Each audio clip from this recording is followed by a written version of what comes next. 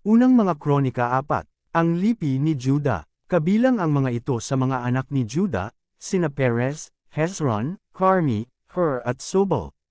Anak ni Sobal si Reaias na ama ni Jahat. Anak naman ni Jahat sina Ahumai at Lahad. Ito ang angkan ng mga Zorita. Si Hur ang panganay ni Ephrata na asawa ni Caleb at ang kanyang mga apo ang nagtatag ng lungsod ng Bethlehem. Tatlo ang anak na lalaki ni Hur, sina Etam, Penuel, at Ezer. Ang mga anak na lalaki naman ni Etam ay sina Jezreel, Isma at Idbas. Hazelelponi ang pangalan ng kapatid nilang babae. Si Penuel ang nagtatag ng lungsod ng Gedor, at si Ezer naman ang nagtatag ng Husa. Si Asur na nagtatag ng bayan ng Tiko ay may dalawang asawa, sina Hila at Nara. Naging anak ni Asur kay Nara sina Ahuzam, Hefer, Temeni at Haahastari. Naging anak naman niya kay Hila sina Zeret, Ezer at Etnan.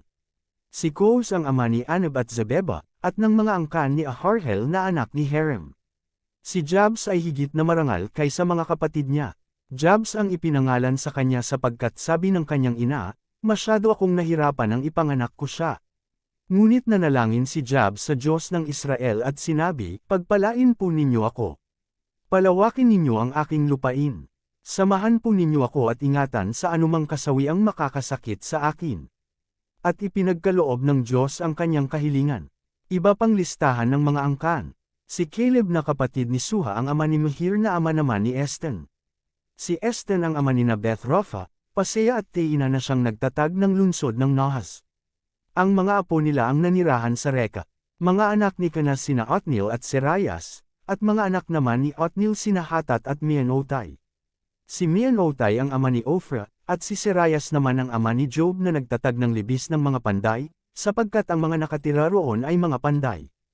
Ang mga anak ni Caleb na anak ni Jephun ay sina Iro, Ela at Nam. Ang anak naman ni Ela ay si Canas.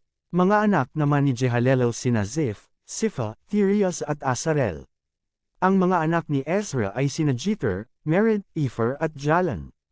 Ang mga anak ni Mered kay Bisha na anak ng Faraon ay sina Miriam, Samay at Isba na siyang nagtatag ng Estemoa.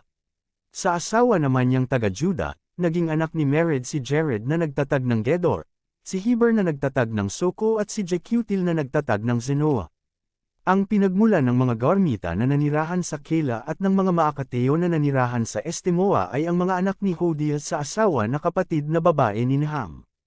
Ang mga anak ni Simon ay sina Aman, Rina, Ben-Hanan at Tylan. Mga anak naman ni Isi sina Zohet at Ben-Zohet.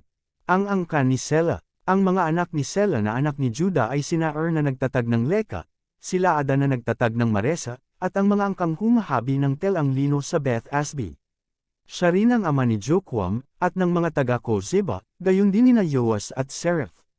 Ang mga ito ay nagkaasawa sa Moab bago nagbalik at nanirahan sa Bethlehem. Napakatagal na ang mga pangyayaring ito. Ang mga ito ay magpapalayok at tumira sa Net-Aim at Gedera, bilang mga lingkod ng hari. Ang lipi ni Simeon. Ang mga anak ni Simeon ay sina Nemiel, Jaman, Jereb, Zira at Saul. Anak ni Saul si Sallam, at apo niya si Mibsan. Anak naman ni Mibsan si Misma. Mga anak ni Misma sina Hamiel, Zakir at Saimi. 16 ang anak na lalaki ni Saimi at 6 naman ang babae.